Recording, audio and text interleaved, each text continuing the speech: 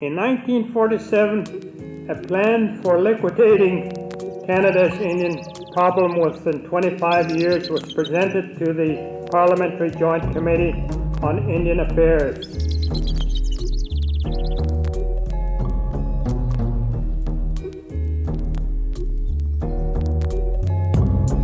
Reservation. As I look into your eyes, I realize that we're living out the white man's lies. There was no compromise, just a seat as I faced the defeat that was put here long before me. At times I find it hard to accept. I ask God, is this a test? Is this really all we have left? Cause my son's life is just getting started, and life is seeming harder just to try stay above the water. I remember the days of way back when we had no gang fights, we had no crack pipes, and brothers got along in the families.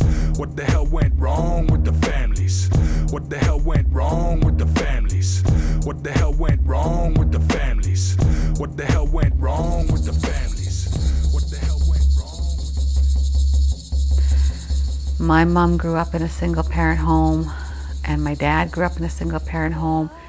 I wound up being raised in a single-parent home, and then I wound up raising my kids in a single-parent home. It's 3 generations of single-parent homes. And if somebody doesn't stop it, it's going to keep going on forever. Children don't get everything they need growing up in a single-parent home. I mean, I like to think that I was super mom, but even super mom cannot replace a man in the household. I'm Katulik Gainukit. I'm 20 years old. I come from 3 generations of residential school survivors and 3 generations of single-parent homes. I don't know what went wrong in my family. Through de-spiriting of the people in residential schools, they took away the language, they took away a lot of their spirituality, and to the point of where when they finally released kids from residential schools, they had their own kids and had no ways of teaching them, so that part of that was lost. Residential school was a key tool of colonization, and if you look at all the countries that have been colonized in the entire world, it's the same history. They went after the children and took them out of the family. And they put their kids in that Canadian education system to raise their kids, when before everything was taught through the grandparents and through the medicine people and through the people in the community that loved the children and cared for the children. Once you take the children out of the family has a really hard time continuing on in the way it was. The grief is so great. The loss is so great. I think it comes all the way from birth, how the woman is when they carry that child. A lot of children are born into the hospital, and then they get poked with the needle and all of these things. Their first breath of life is surrounded by some things. When before it was at home by a fire in the warmth, surrounded by the grandparents and the aunties helping the woman give birth, and the baby came, that baby was welcomed by a song, usually in a lot of different nations, that welcome song. So the baby sees it right from the very beginning of their life. Wrong with the families, my reservation. I'm feeling the pain, the strain on my mental weighs heavy. Genocide makes me live my native life deadly. I hope you get me if you don't let it marinate. The mind state of my people, we try to set that straight. We never brought residential schools to this place. We never brought alcoholic fluid to our tastes. We would never go and try change you. What you did to my descendants changed the elders' lives too. And all the time you knew, now we feeling reserved, living disturbed, living a life we never deserved. The native way of thinking ain't the way of the old. It's time to look towards the future, let our story unfold. I'm feeling reserved. We've come to rely on ourselves so much in our lives because of this separation being broken apart. What happened in residential school, how people were torn apart. So we've come to rely on ourselves so much that we operate a lot of times as individuals rather than a group. You learn how to be a parent by the way you experienced being parented as a child. But if you didn't have that experience, if you grew up in an institution, a residential school, you don't know what to protect, to educate, to socialize, to teach values. So the last residential school closed not that long ago, and so we're having to catch up because there's 5, 6 generations of people who didn't have an opportunity to learn from their grandparents or from their parents how to be a mother or father. Well, my theories on that, my own observations about that has, I think, a lot to do with loneliness. It has to do with not getting your own needs met as a child, feeling alone in the world, wanting to create that happy family that you always wanted, wanting to have someone in your life that's totally there for you, which is not a very good reason to have a child, because we are supposed to be there for the child. The child doesn't need to be there for us. I know there's a lot of things that have the effects of colonization on families. I think the relationship between the man and the woman too has changed, because we had our roles in place already when we were born, the men's roles and the women's roles, the grandmother's roles and things like that, the children's roles. They would follow the men around and learn what the men did, how to hunt, you know, had their little bow and arrows, and then the woman would be with the women all the time learning how it is and what it is to be a woman. Too many single mothers are playing both the male and female role, so I feel like we need to establish again what our roles are as mothers and fathers. So if there are no granddaughters in the community, there's no need for grandparents, there's no need for grandmothers. If there are no children in the community, sons and daughters, there's no need for mothers and fathers. If there's no nieces and nephews, there's no need for aunts and uncles. But I think that there are parts of our society, our groups of parts of our people who, for various reasons in their lives that have to do with their history, and have become very apathetic about parenting, in that they don't put very much work into it because they are very busy trying to re-parent themselves, I would say. They're busy trying to meet their own needs, which were never met. And then they have children and they don't have anything to give over to the child. They just have very little bit.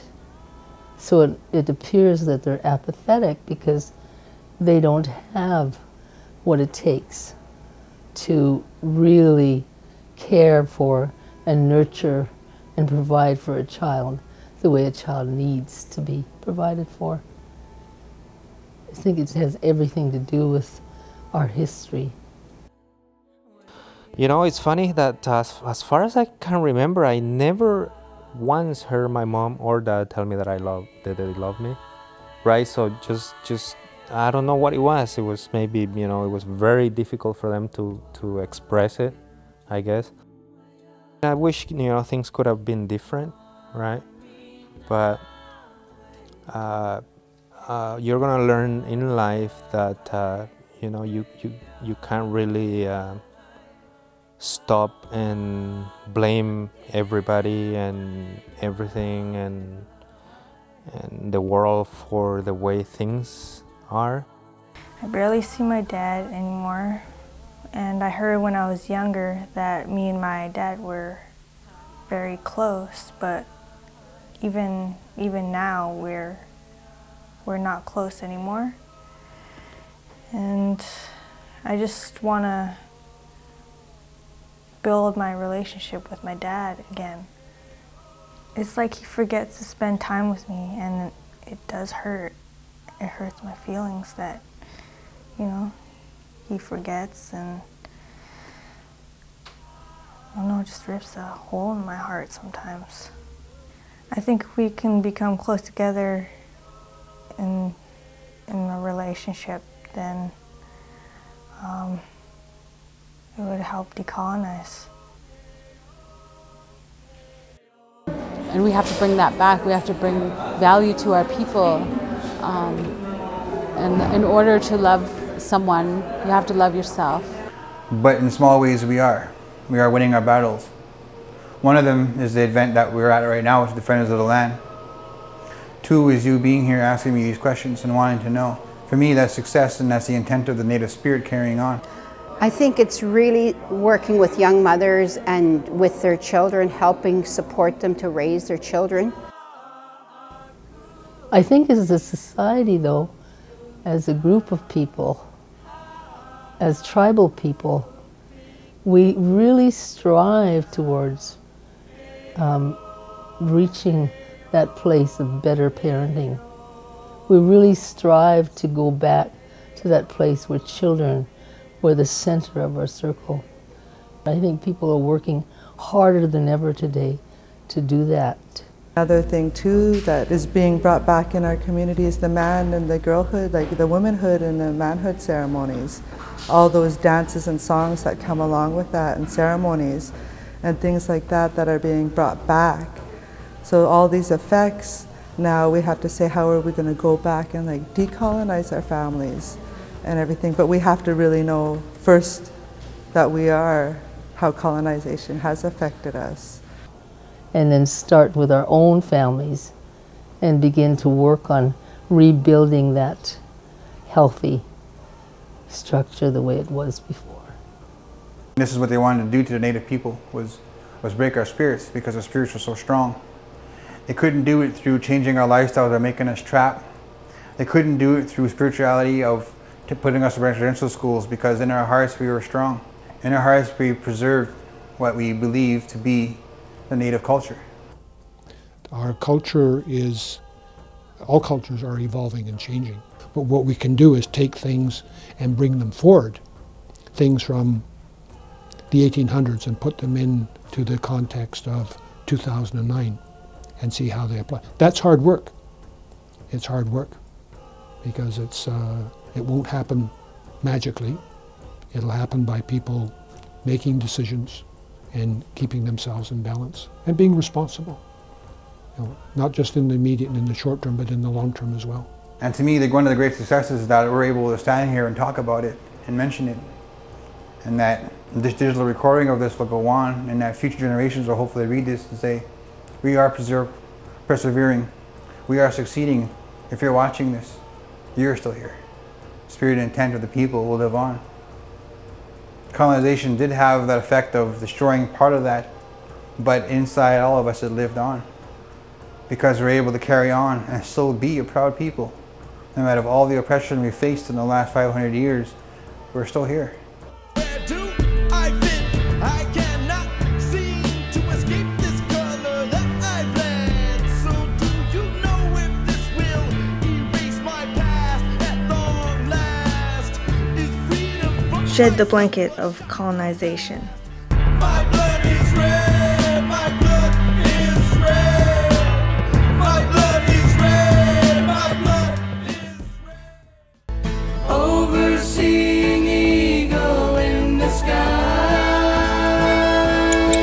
you take the wings of the morning and you fly